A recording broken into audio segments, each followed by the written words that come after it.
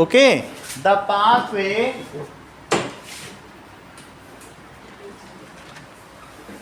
Taken by nerves, nerves के द्वारा, ठीक है, इन ए रिफ्लेक्स एक्शन। हेलो, हाँ बताइए। हाँ तो वो तो निकल गया, नीचे होगा तो है? अभी खड़े हैं, चार बच्चे नीचे खड़े हैं। हाँ उसमें व्योम भी है।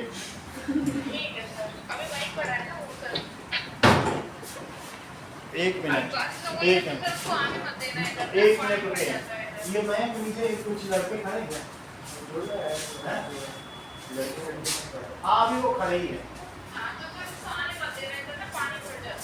ठीक है, ठीक, ओके बस।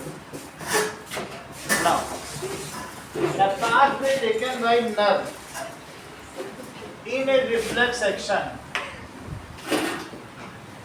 reflex action, towel ले लो मैम, नहीं सर सही है, ये कहाँ से is called reflex arc। इसमें कान में पानी नहीं जाता होगा ना, so that is called reflex arc। Arc का क्या मतलब है? किसी भी प्रोसेस में, मान लीजिए हमारी आईज जब ब्राइट लाइट पड़ती है तो वो छोटी हो जाती है, तो इसमें देखिए होता क्या है कि अगर ब्राइट लाइट है तो वो स्टिमुलस है, रिफ्लेक्स आर्क बनाने को आएगा। स्टिमुलस यहाँ पर क्या है? ब्राइट लाइट हर एक में, तो स्टिमुलस से क्या होगा? एक होगा ब्राइट लाइट, इसके बाद हमें मालूम है कि फोटो सेंसर्स होंगे। फोटो सेंसिटिव कौन से होते हैं? रॉड्स एंड कोन्स होते हैं कि नहीं? तो हम लोगों ने कल क्या बताया था कि एक होता है गस्टेटरी, क्या होता है वो? सेल्स होते हैं, रिसेप्टर्स। तो photo receptor that is rods and cones. उसके बाद क्या होगा? इससे इनके पास जाएगा ऑप्टिक नर्व्स। ऑप्टिक नर्व्स कौन सी होंगी बोलो? क्या सेंसरी न्यूरॉन होंगी? सेंसरी न्यूरॉन वो कौन सी होंगी? ये आईज में तो तुमने देखा है ना कि पीछे फोटो सेल्स होते हैं। फोटो सेल कौन से होते हैं बताइए? वो होंगे सेंसरी सेल्स। ऐसा बताया था कि नहीं? तो यहाँ रॉड्स होंगे, कोन्स होंगे, और रॉड्स के बाद यहाँ कौन जाएगा? क्या ये ऑप्टिक नर्व्स हैं? Optic nerves. इतनी बात समझ आ गई? तो पहले फोटो रिसेप्टर ने लिया, ये सेंसरी सेल है, और सेंसरी सेल से किस में गया? Sensory neuron. ओके, तो दैट इज सेंसरी न्यूरॉन कौन से होंगी? Optic nerve.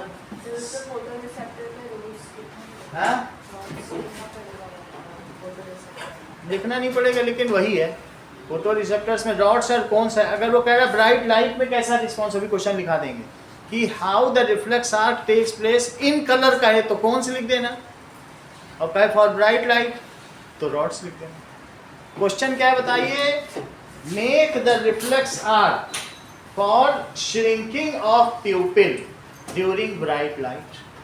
ऐसा तो क्वेश्चन है, make reflex arc for shrinking of pupil, ठीक है, when exposed to bright light। तो अब इसके बाद क्या हो जाएगा? इससे ये और कहीं नहीं जाएगा, इसके बाद ये ब्रेन में जाएगा, और ब्रेन में भी क्या रिले न्यूरॉन होंगे, उसमें होगा relay neuron. This process is bypassing the complex process of thinking. इसमें थिंकिंग इन्वॉल्व नहीं है। अगर पुतली का छोटा होने का किसी को पता चलता है कि कर ले ना कर ले, ऐसा तो नहीं होता ना। तो दैट इज ब्रेन इज, इसमें रिले न्यूरॉन होगा। फिर और आगे क्या होगा बोलो? ब्रेन के पास क्या? एक इनवॉलंटरी ही ऑटोनॉमस, दोनों को एक ही लिखो, ऑटोनॉमस में इनवॉलंटरी लिखो।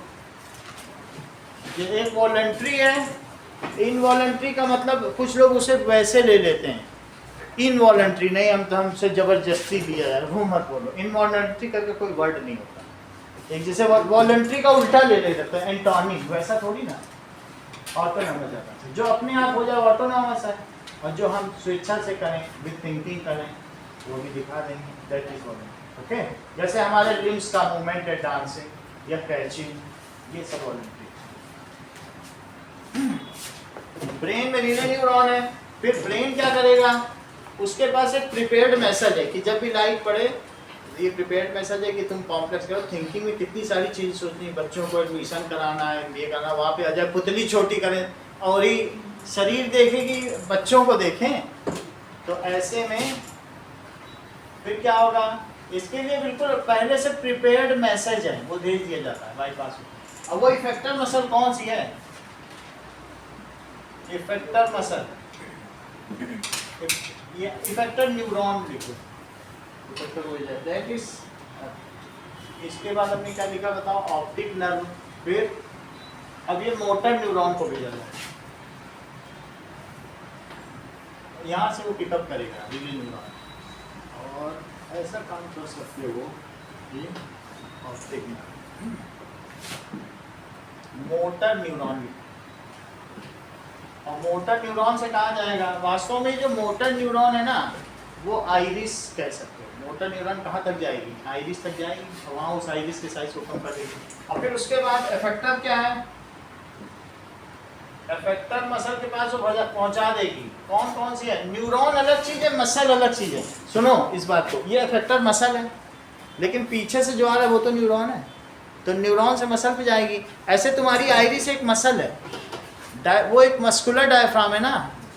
क्या चीज, हाँ, आपकी मम्मी चाबी मांग रही है कार की, चाबी मांग रही है। चाबी दो कार के, कार लेके घूम रहे हो, कार की है, गाड़ी की। Effector muscle, okay, that is iris. और इससे क्या हुआ बताइए, रिस्पॉन्स क्या है, रिस्पॉन्स में क्या होगा, दैट इज डिक्रीजिंग ऑफ प्यूपिल ना, ये समझेगा, डिक्रीज ऑफ प्यूपिल, ऐसा होता है। अब जरा देखिए,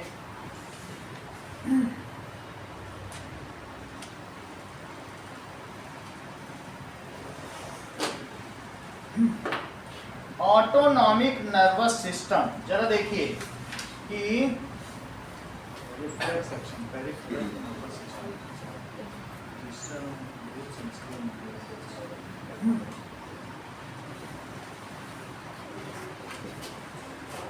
visceral organs, what does it mean by visceral organs? Those organs which bypass the process of thinking and act automatically या in autonomous manner,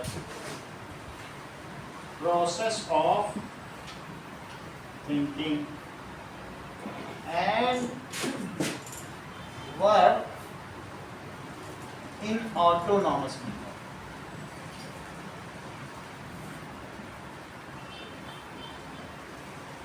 For example, that is peristaltic movement of esophagus,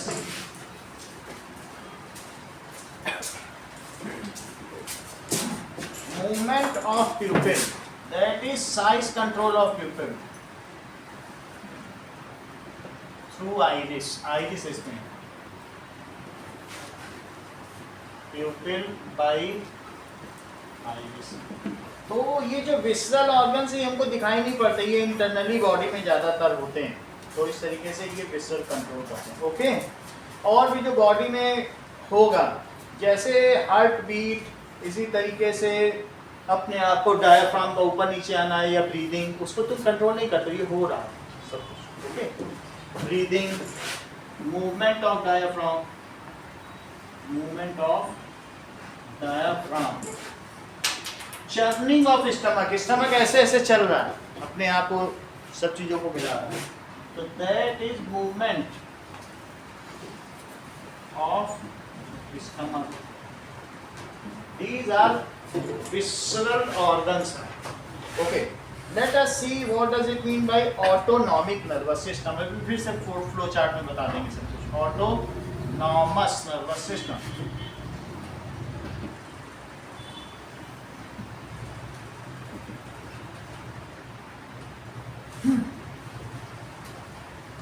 It is self-governing nervous system.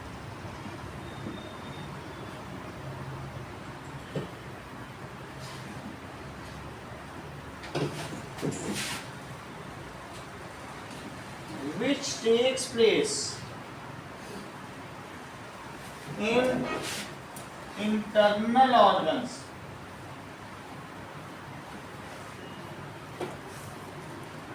of body.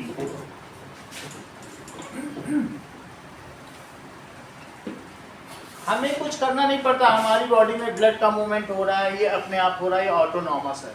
खाना ऊपर से नीचे जा रहा है, gravity anti gravity से उसको कोई लेना देना नहीं है, उल्टा भी चल सकता है अगर हम उल्टे रखे हुए हैं. तो it is self governing nervous system, ये इंटरनल ऑर्गन्स ऑफ बॉडी में होता रहता है. ठीक है. और नाउ इसमें ये दिया गया है, it regulates the function of internal organs of our body involuntary. Involuntary अगर वर्ड है that means on its own. It regulates the functions of internal organs of our body involuntary, यानी हमारी इच्छा पे ये निर्भर नहीं है. अगर आप ऐसा समझे, it is on its own. On its own लिखना ज़्यादा अच्छा है. सो क्या करेगा बताओ? It regulates the internal function on its own.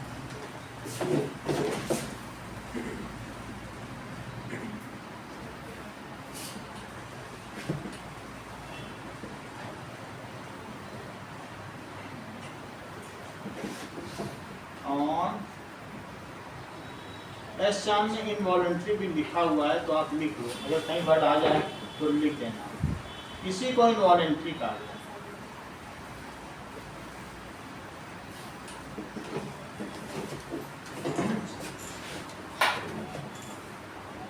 Voluntary nervous system. क्या वो जल्दी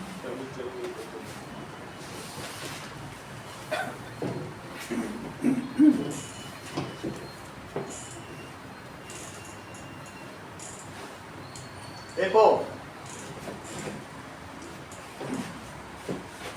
नर्वस सिस्टम देखिए, एक है नर्वस सिस्टम. नर्वस सिस्टम में क्या बताया? एक पेरिफेरल और एक कौन सा है? सेंट्रल. पेरिफेरल में क्या है? हमारी बॉडी के पेरिफेरी में कुछ काम होते हैं, इनको छोड़ दो तो पूरी बॉडी में बहुत सारे अंदर काम हो रहे हैं, वो ऑटोमेटिक हो रहे हैं. और ये हमारे क्या है? ये सब अपेंडेजेस हैं जो शरीर के बाहर निकल जाए, उनको क्या कहोगे? अपेंडेजेस. क्या कहोगे? अपेंडेजेस. ठीक है. ये फोर लिम्स हैं, ये हाइंड लिम्स हैं, ये हमारे आगे के पैर हैं, ये पीछे के पैर हैं. तो अल्टीमेटली हम लोग टेट्रापोडल हुए कि नहीं? 4 पैर हैं हम लोगों के. ओके. तो इन सब से जो काम किया जाएगा वो वॉलंटरी है. Even speaking is voluntary. इनके अलावा भी स्पीकिंग हो गया, बहुत सारे ऐसे काम होगा वो वॉलंटरी हो सकता है. लेकिन जो इंटरनल ऑर्गन में होंगे वो कैसा होगा बताइए? इनवॉलंटरी. तो इस चीज को लिखो. एक हुआ ऑटोनॉमस. ऑटोनॉमस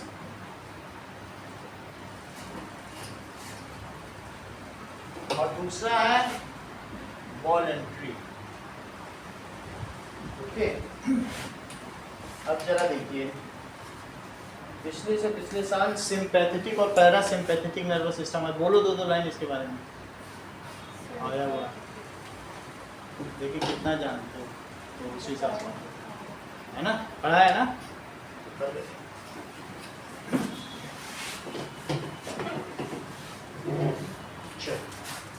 जो बल्कि आया है लास्ट ऑटो। ये हम लोगों ने ऑटोनॉमस नर्वस सिस्टम देख लिया ना। ओके, और voluntary. Next is voluntary nervous system. Voluntary nervous system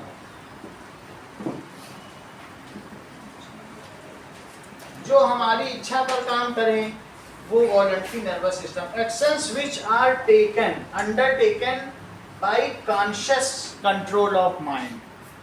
जो हमारी चेतना का हम ये सोच रहे हैं वैसा हम कर रहे हैं, और जो अपने आप हो जाए हमें मालूम भी नहीं चले, तो वो इनवॉलंटरी है, या फिर उसको कह सकते हैं ऑटोनॉमस। सो दोज एक्शंस, ठीक है, this system helps us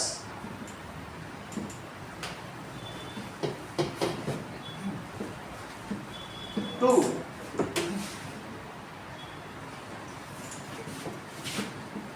take voluntary action under conscious control of our mind. Under conscious control of our mind. तो हम कौन कौन से ऐसे काम हैं जो अपनी चेतना, हाँ सॉरी सर, मैं चाबी नहीं मिल रही मुझे। क्या जाओ चाबी दो।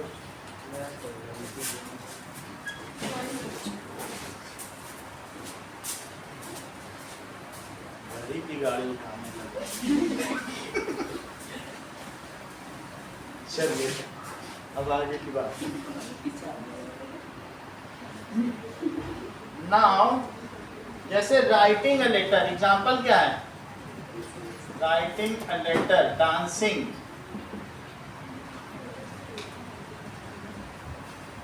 ओके। इसके अलावा क्या हो सकता है? Catching a ball, playing.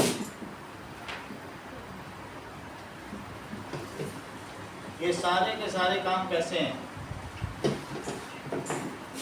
Now, let us again come to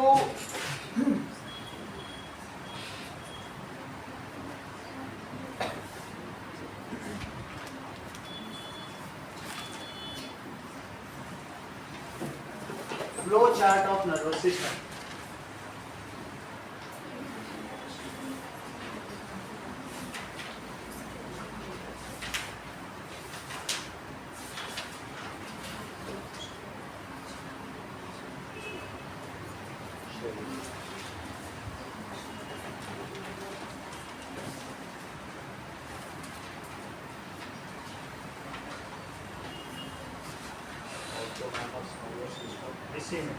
autonomous nervous system के दो पार्ट लिखो, एक सिंपैथेटिक नर्वस सिस्टम और एक कौन सा है?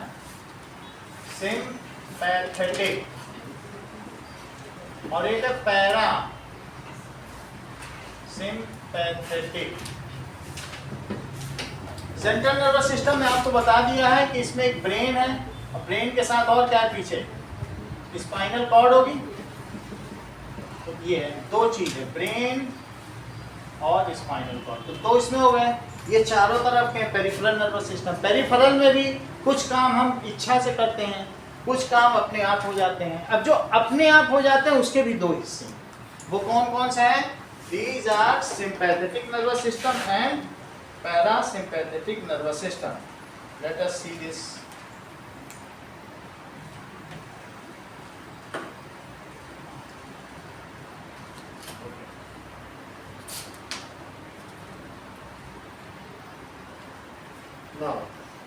पैरासिम्पैथेटिक नर्वस सिस्टम क्या करेगा? Maintains body function that is under ordinary condition, और sympathetic nervous system react and expend energy in times of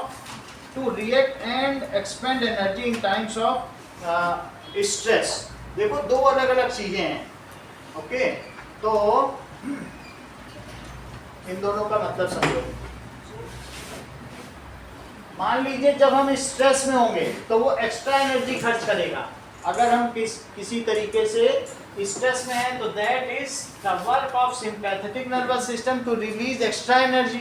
और एक है पैरासिम्पैथेटिक, हमको नॉर्मल कंडीशन में रखे और हमारी एनर्जी सेव करे, ठीक है कि नहीं।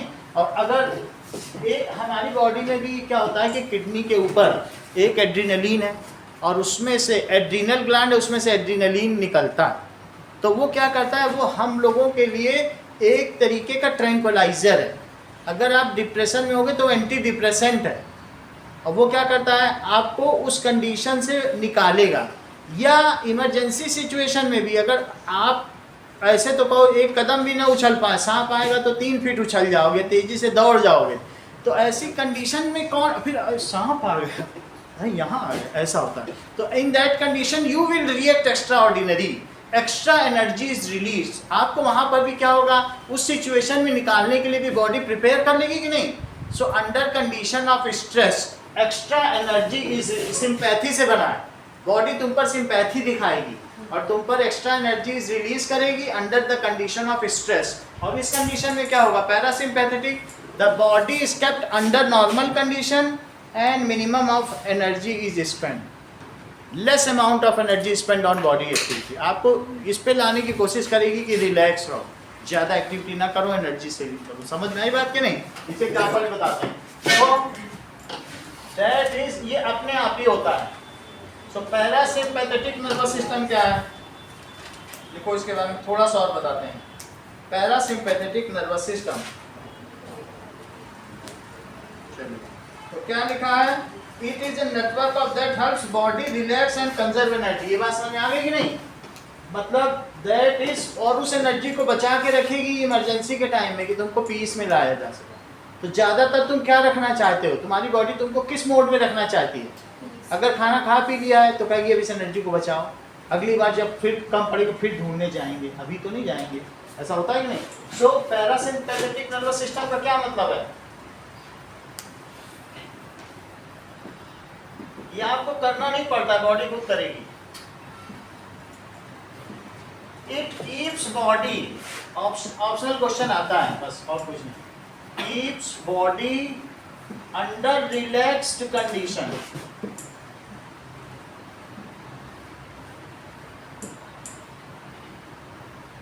Relax condition and save energy. देखो, एंड सेव एनर्जी, बस इतनी सी बात है। जब हम अपने नेचुरल बिहेवियर में हों तो उसको पैरासिम्पैथेटिक, इसको कहते हैं sympathetic nervous system.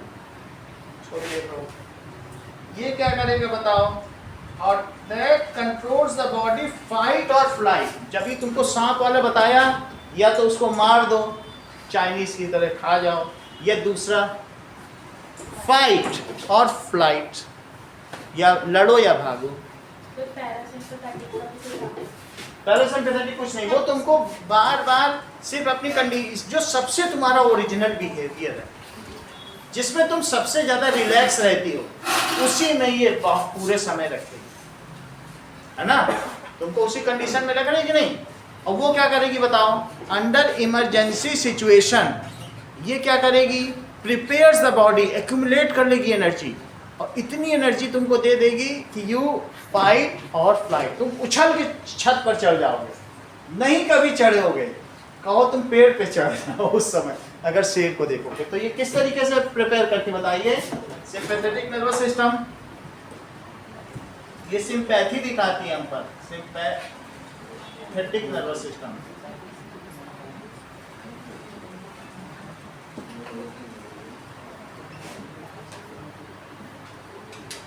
Now, it prepares body under emergency situation.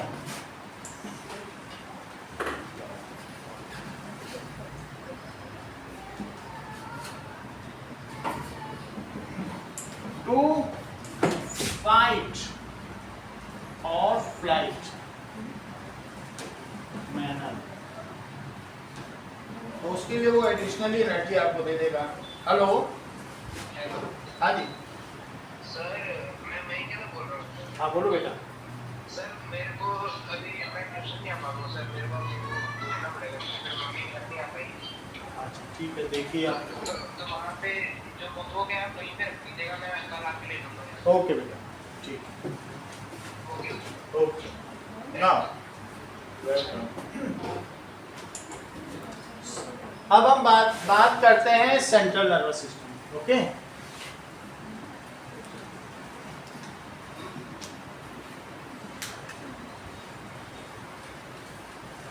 Central nervous system, this is CNS, ये PNS है और वो क्या है CNS। Central nervous system consists of brain and spinal cord.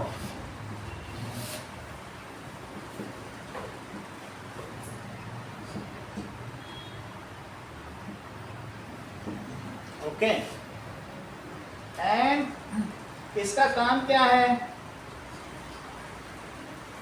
It is responsible for control and coordination of body throughout body. तो ये central nervous system है, तो ये एक्नॉलेज करेगा what functions are controlled and in which manner it is responsible. बाकी execution, लेना देना और बाहर का काम है। तो जैसे टेलीफोन एक्सचेंज है तो उसका ऑफिस होता है, तो वहाँ सारी कॉल वहीं आती वहीं से जाती हैं, तो वैसे ही ये भी है। So it is responsible for control and coordination of body. It consists of brain and spinal cord. अब जरा देखिए, एक एक करके हम लोग इसके बारे में देखते हैं। ह्यूमन ब्रेन,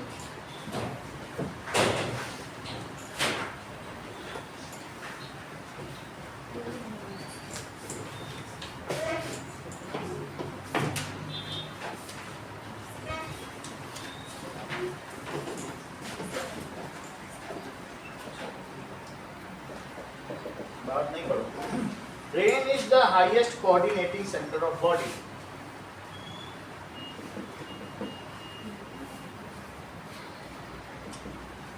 हाईएस्ट कोऑर्डिनेटिंग मतलब हाईएस्ट का मतलब और क्या कोऑर्डिनेट? हाईएस्ट हटा लिखा तो है, लेकिन ये बस कोऑर्डिनेट। सर बुक में है ना मेन कोऑर्डिनेटिंग। हाँ वही है सेंटर, लेकिन और कौन कोऑर्डिनेट करेगा? देखो बॉडी पार्ट्स तो कोऑर्डिनेट करते ही हैं, लेकिन यही कोऑर्डिनेटर है, ये कोऑर्डिनेट करवाता है। जिस समय हाथ यहाँ जा रहा है तो ये माउथ के लिए भी एक रिस्पॉन्स रेडी रखता है कि माउथ तुम्हें खुलना है हाथ के पहुँचने पर, तो यही तो कोऑर्डिनेशन है। ये मैसेज कहाँ से आ रहा है?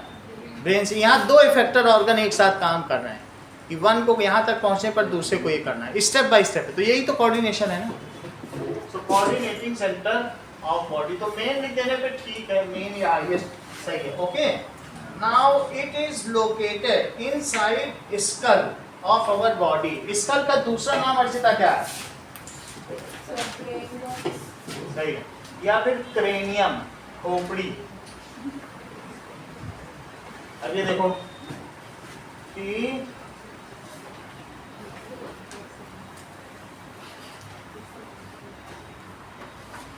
ये तो स्पाइन से आ रही है। ओके, तो फिर इसका डायग्राम आएगा एग्जाम में। इसका डायग्राम आना चाहिए हम लोगों को बनाना। कल तो नहीं आएगा, लेकिन हमें आना चाहिए। नहीं मतलब ऐसे स्कूल में एग्जाम में तो पूछा जा सकता है। सर को ये वाला जब भी आएगा अब देखो कि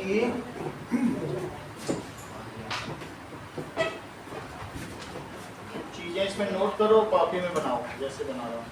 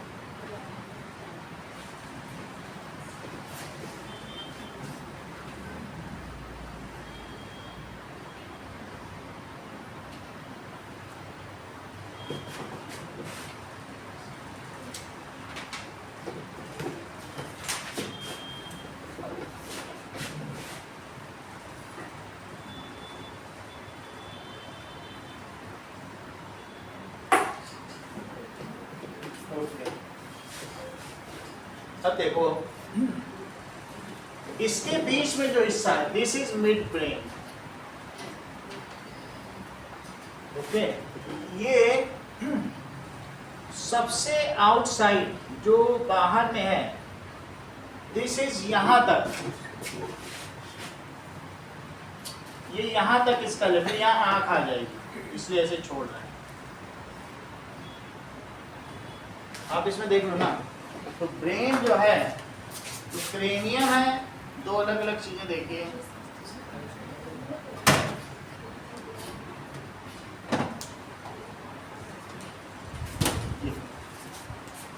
इसको अलग अलग, यहाँ पे इसके अलग अलग पार्ट्स है, ये इसका सूचर है, सही है। देखो ऐसे ही ब्रेन यहीं से अलग होगी, ये इसका खोपड़ी है, स्कल, इसको क्रेनियम भी कहते हैं, ठीक है ना। तो यहाँ से ही इसको ऐसे निकाला था, इसी में फिट हो जाए, इसको दबा देने से पुश फिट है। समझ में आई बात कि नहीं? दूसरे में यहीं से निकलेगा,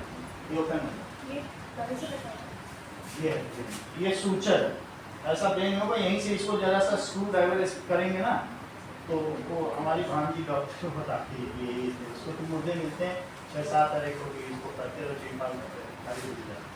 समझ में आई बात कि नहीं? ब्रेन में देखा आपने, दिस इज सूचर, यहाँ से ब्रेन खुलेगी। ओके, तो देखो ये यहाँ तक आया है, आँख तक आया है कि नहीं? तो आइज तक हमने भी बनाया है, तो यहाँ पे यहीं पे तो आइज लोकेट होगी अगर देखोगे, तो ये सूचर है।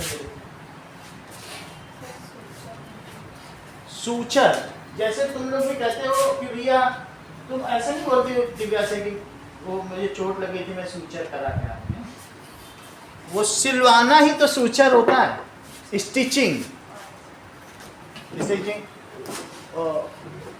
दैट इज, कबीर सिंह वाली पिक्चर में नहीं देखा कि वो उसका सूचर कर दो। चलो कोई बात, पिक्चर नहीं देखी होगी, कोई बात। It is the coordinating centre of body. तो सबसे आउटसाइड में मैंने क्या बनाया बताओ, इसको क्या बनाया?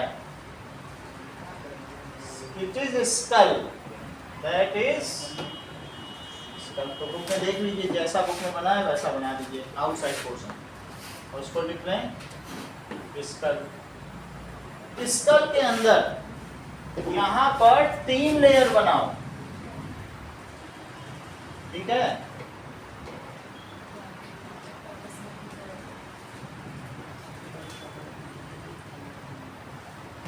तो ये क्या चीज है बताइए? ट्रिप्लोब्लास्टिक लेयर है, that these are the meninges, ठीक है। तो ये क्या कहलाती है बताइए, जो डिफरेंट लेयर्स हैं। अब इनके बीच में फ्लूइड भरा हुआ है, तीनों मेनिंजेस के बीच में भी फ्लूइड है। ये देखो मिली,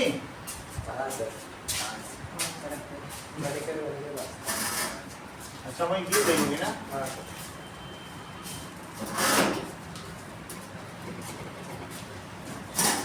तो रातों रात अमीर बन जाता। अब ये देखो, so these are 3 layers, 3 meninges हमने बनाते हैं। इसको अंदर ले लेंगे, ये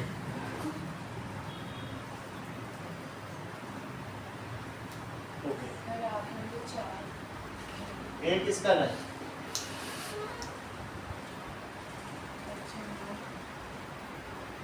सबसे बाहर क्या है बताइए? It is skull. ये 3 क्या है बताइए? मेनिंजेस।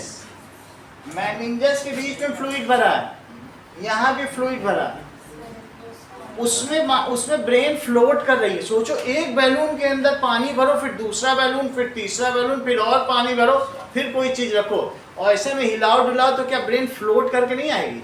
उसको डैमेज हो ही नहीं सकता। इसीलिए तो इतने सोफिस्टिकेटेड काम कर पाती है। और ये खोपड़ी में रहते तो ढक ढुक ढक तो काम कर पाती क्या? कैसे आपने उसको बनाया, कितना आपको बियॉन्सी दिया है, उसको कितना जर्क प्रूफ बना दिया ना, बैलून के अंदर पानी फिर दूसरा बैलून फिरते। और जो लोग रात रात भर जगते हैं 10 बजे तक 1-1 बजे तक जगते हैं, इन्हीं मेनिंजेस के बीच का जो सेरिब्रोस्पाइनल फ्लूइड है वो सूख जाता है और इतना दर्द होता है। अब जब ब्रेन यहाँ टकराएगी उसको कहते हैं मेनिंजाइटिस। आइटिस का मतलब दर्द, कहते हैं मेनिंजाइटिस हो गया। मतलब सर माइग्रेन माइग्रेन, बिल्कुल। जो रात रात जगा उसका इसके बीच में कौन सा फ्लूइड भरा है?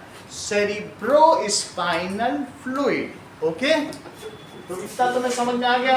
आगे की बात देखो कि यहाँ पर इस चीज को हमने मिड ब्रेन कहा है। ब्रेन के 3 पार्ट्स हैं और सबसे ऊपर जो ये हिस्सा है दैट इज ये फोर ब्रेन है। इसमें कॉइल स्ट्रक्चर है जैसे इंटेस्टाइन का होता है, ऐसे बना सकते हैं, ज्यादा करने की जरूरत नहीं है, ऐसे बना सकते हैं।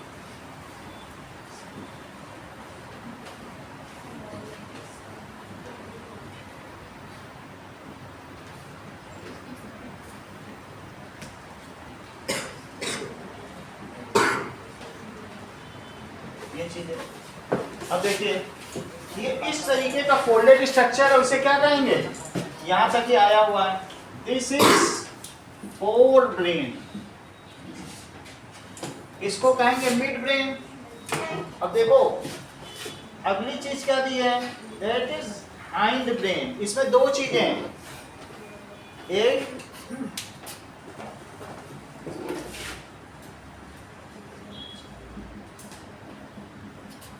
ये हाइंड ब्रेन का पार्ट है जिसको मैं कलर कर रहा हूं।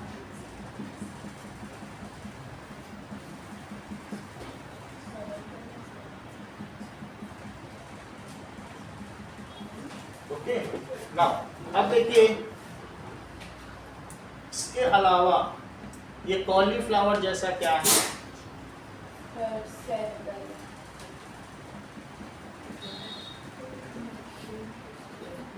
ओके, नाउ अब देखो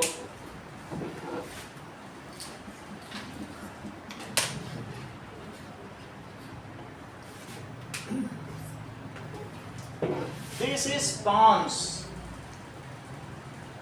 एक इसी में पॉन्स, एक मेड्यूला, ठीक है, मेड्यूला ऑब्लांगेटा इसका पूरा नाम है। और तीसरा क्या है? सेरिबेलम।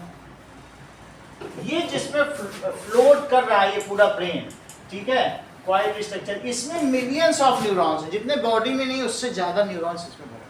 हाईएस्ट कोऑर्डिनेटिंग सेंटर है ना, सबसे ज्यादा, ये हेडक्वार्टर है।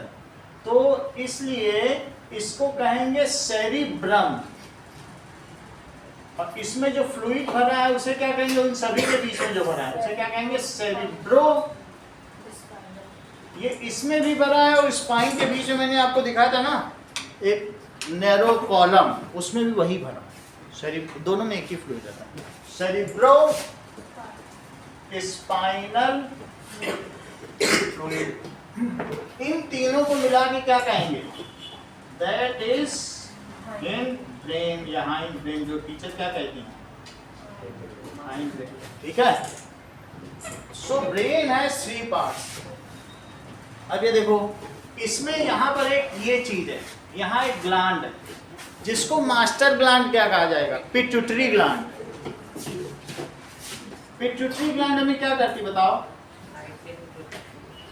पिट्यूटरी ग्लैंड से हमारी हाइट गेन होती है।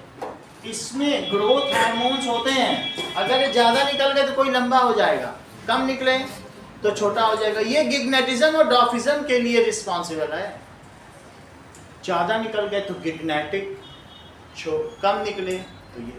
इस 6.5, 7, 7.5 पाकिस्तान का तो सबसे लंबा आदमी है। हाँ 8 फीट भी है। अब ये देखो नाउ, अब देखिए इसके अलावा एक हाइपोथैलेमस भी है यहाँ पे, देख लो। ये इसकी सेक्रेटरी है, ये इसको बताती रहेगी तुमको कितना निकालना है जूस। ये मास्टर ग्लैंड है लेकिन ये इसकी हाइपोथैलेमस इस असिस्ट पिट्यूटरी ग्लैंड, ठीक है। governs that how much amount will be secreted. ये निकालेगा, लेकिन ये हाइपोथैलेमस भी एक ग्लैंड है, तो इसको लिख लो हाइपोथैलेमस। खैर इसको अगले पेज में पढ़ेंगे क्योंकि वहां पे सारे एंडोक्राइन ग्लैंड्स आएंगे, अभी तो जरूरत नहीं है। चलिए, let us understand something about brain. Brain का स्ट्रक्चर क्या है, इसके काम क्या है, ये इम्पोर्टेंट।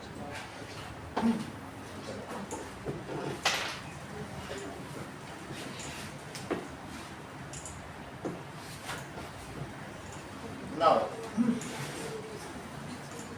सर ये स्कल के अंदर क्या बना हुआ है, लाल लाल ये जो पोर्शन है ये सारा का सारा ही हिंड ब्रेन है। ओके, कहाँ पे? ये आइस का हिस्सा है, कुछ होगा ये यहाँ पे आई जाएंगे, इसका तो पता है। तो अब आप ये देख लो कि मान लीजिए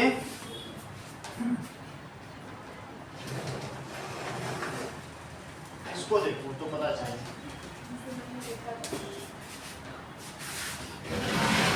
ये देखने पर आपको क्या लगता है, क्या यही सेरिब्रम है?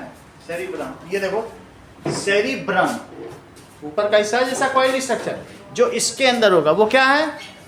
सेरिब्रम। अब जरा देखो सेरिब्रम में भी देखो ये कौन सा है, ये कुछ है स्टोरेज यूनिट है, ये क्या बताइए प्रोसेसिंग यूनिट है, कुछ इसी तरीके से विजन के लिए, कुछ ऑडिटरी के लिए, आंखों, इन सब के लिए अलग अलग सेक्शंस बने। समझ में आ गई बात कि नहीं?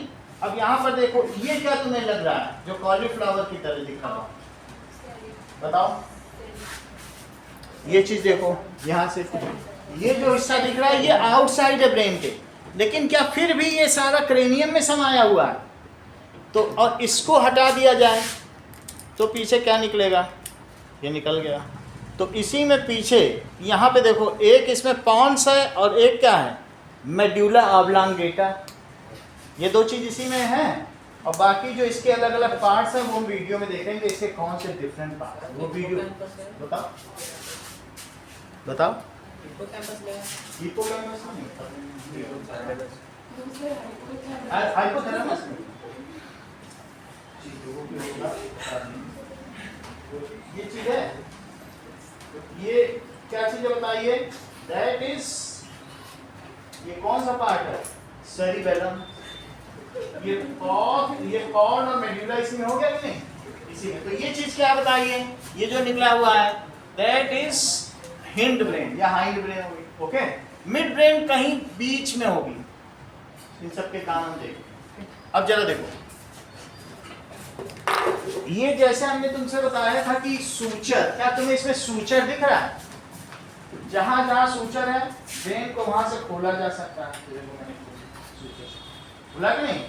ये देखिए ब्रेन, इसमें एक स्कल का दूसरा नाम क्या लिखा है बताइए?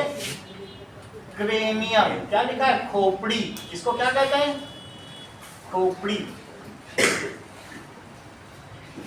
तो हमने इसको खोल दिया है, देखो ऐसे खोल दिया। जहां जहां सूचर और भी है, सूचर वहां से खोला जा सकता है, नहीं क्रैक है, जहां जहां खोलो बिल्कुल खुल जाएगा, बंद हो जाएगा। ये हमेशा होगा, यहीं से ही खोल जाए। ये अभी हमने खोला, अब ये देखो इधर सर ये पूरा एक साथ खुल जाता है। हैं? ऊपर का पूरा एक साथ नहीं होता। सर जो ऑपरेशन क्या चीज होगा? ये तीन पार्ट का क्रेनियम। 3 पार्ट है, ये खोला जा सकता है, यहाँ से खुल जाएगा।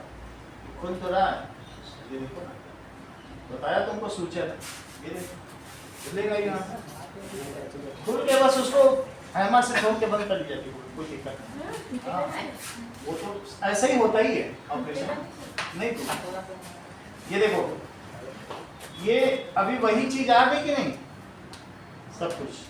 अब इसके पीछे अगर देखोगे तो ये क्या दिख रहा है बताओ? इसी के नीचे स्पाइन है, तो स्पाइन इसी में कनेक्टेड हुई, ठीक है, तो यही चीज है। ओके, अब देखो, लिखो इसके बारे में कुछ। नाउ ब्रेन इज प्रोटेक्टेड इन, और ब्रेन एक ऐसी चीज है कि जो बचपन में है उससे ज्यादा ये कभी बढ़ती नहीं है। So it is the single organ which does not increase. ठीक है। आँख तो होती है। ब्रेन का साइज एक ही रहता है, आप दिखा सर देंगे। आँखों का साइज भी तो चेंज नहीं होता। तो आंखों का भी होता होगा। तो ब्रेन के बारे में लिखा है कि ये जो है एज के साथ बदलती नहीं। Okay,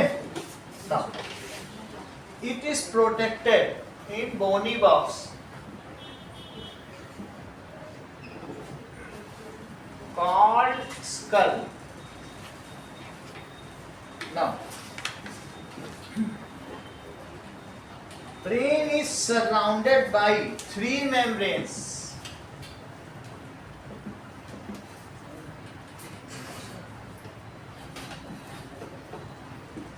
Three membranes called meninges.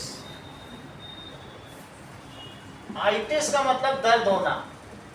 तो आइटिस जैसे ये आर्थराइटिस घुटनों का दर्द, ऐसे तरीके से कहीं पर भी कुछ भी हो रहा है तो आइटिस लगा दो।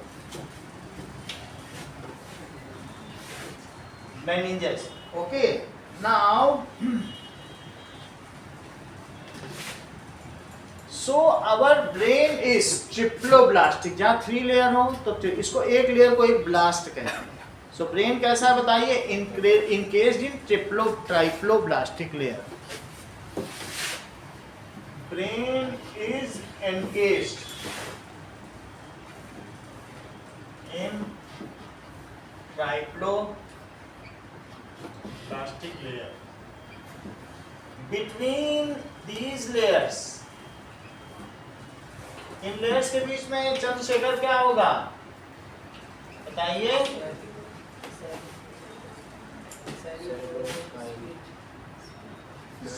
Cerebro spinal fluid is present. ठीक है, okay. Also within the brain the same fluid is present and brain floats in it. अंदर में भी यही। ऑल्सो within मतलब सर्जरी करते हैं तो वो फ्लूइड गिरता नहीं है। गिरेगा ही, वैसे बढ़ते होंगे इतना तो नहीं पता, गिरेगा ही, है ना? सर फिर गिर जाएगा फिर। मर जाएगा। ब्रेन के ऑपरेशन इसलिए तो सब असफल होते हैं। मेम्ब्रेन, इसीलिए ब्रेन के ऑपरेशन में पहले पैसा जमा करा लिया जाता है। Also with in inner membrane this fluid is present.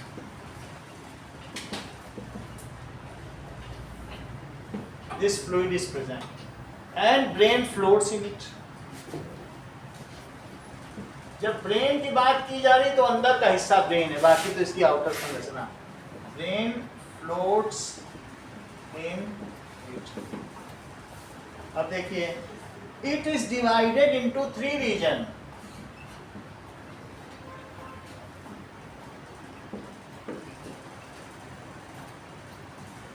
Fore brain, mid brain and hind brain.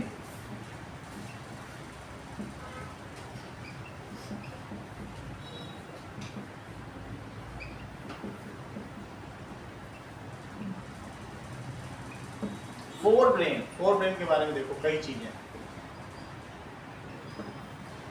ठीक है,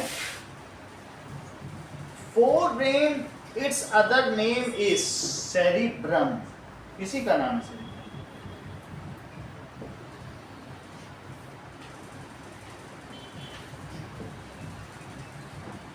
ठीक है, अग्र मस्तिष्क, मध्य मस्तिष्क, पश्चिम मस्तिष्क। इसी को छोटा दिमाग कहते हैं। कुछ लोग कहते हैं बुद्धि में छोटा दिमाग होता है, यहाँ मत मारा करो, इससे बहुत सारी चीजें कंट्रोल होती है।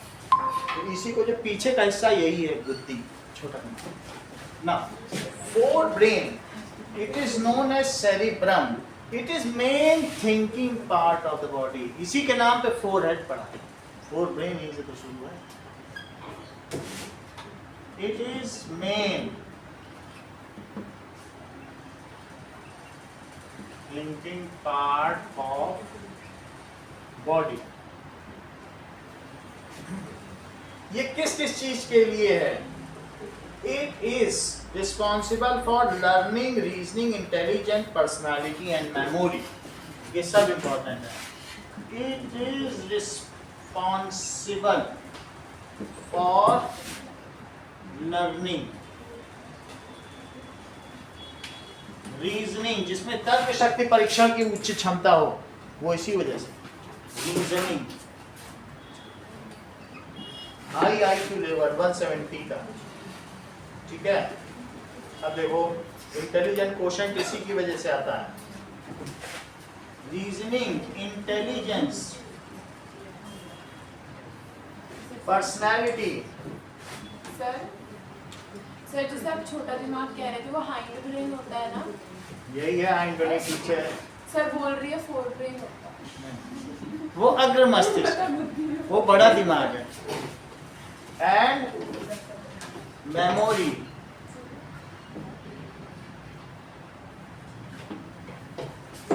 वो अफवाह फैला रही है, उसकी बातों में मत आओ, नहीं तो किसी तुमको अगवा करके ले जाएगी।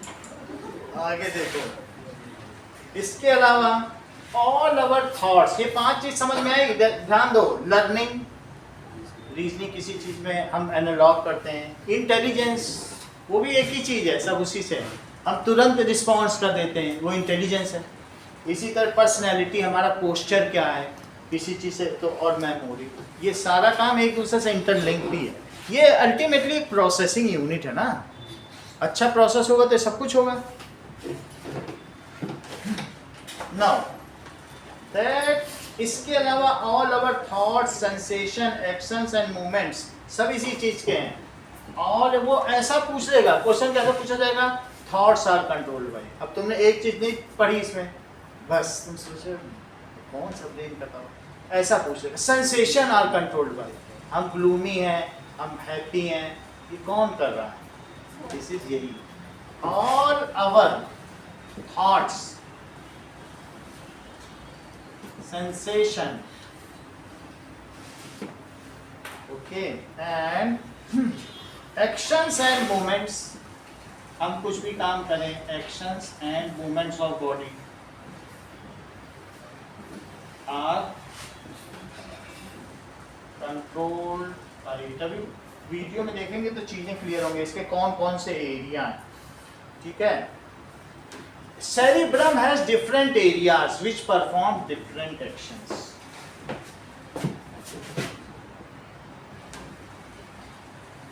Cerebrum, he forebrain, has different areas which perform different actions.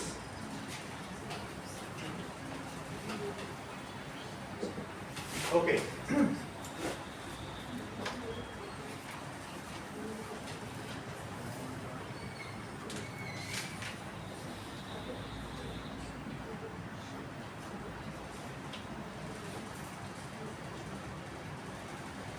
Also all voluntary actions, वास्तव में ये देखने पे ही पता चल जा रहा है कि ये सब हमारे मूवमेंट्स हैं, तो वॉलेंट्री एक्शंस होगा ना।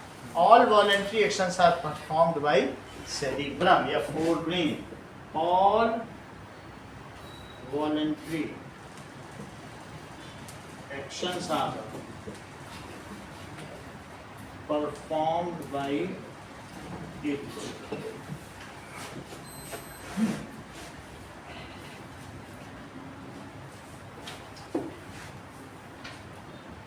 आगे देखें,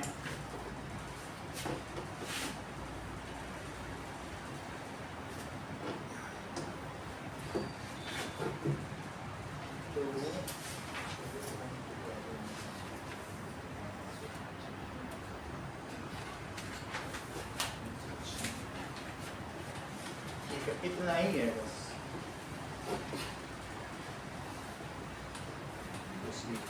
सेंसरी एरिया, चाहे आईज हो, नोज हो, ये सारे ये ऑर्गन्स जितने भी सेंसेशन रिसीव करते हैं वो इसी के थ्रू करते हैं।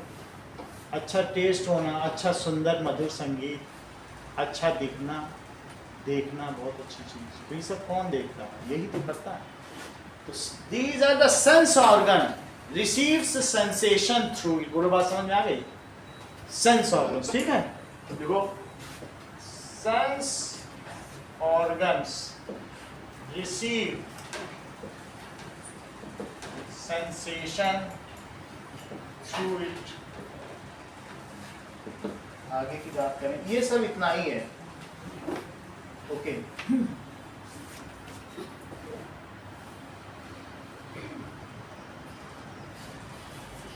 how it works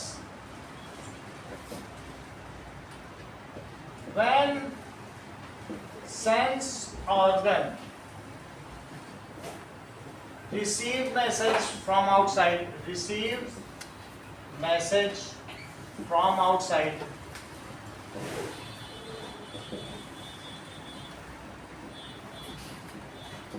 it sends it। अब देखो इसके कुछ एरियाज देखते हैं, इसमें सेंसरी एरियाज हैं और कौन कौन से एरिया, 4 ब्रेन के सब एरिया लिखें तभी बात करेंगे।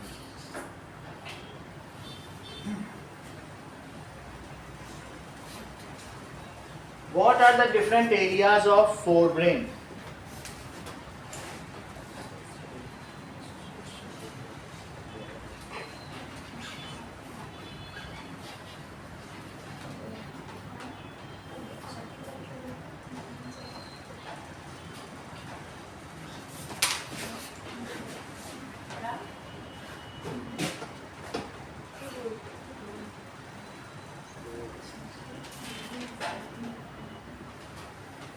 Four brains as sensory areas.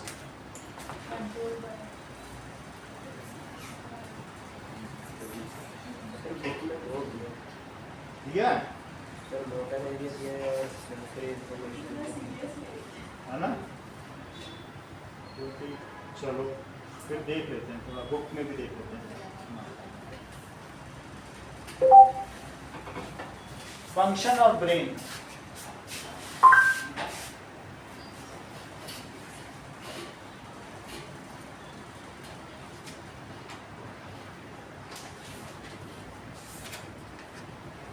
Hello friends, today we are going to clean up the brain. It's called as the cerebrum, which makes up the major portion of our brain. But not every individual has equal amount of wrinkles. These wrinkles indirectly determine the intelligence of an individual. You may be wondering how.